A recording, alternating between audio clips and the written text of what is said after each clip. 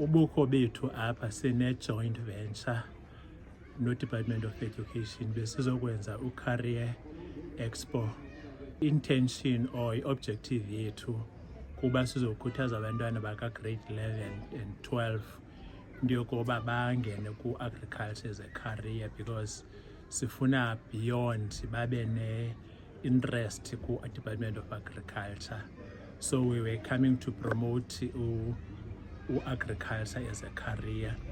So njengoba sine-joint venture no-Department of Education, what they are doing bona is to identify izikolo that are agricultural related no-checkisha abantwana babe bangaphi na.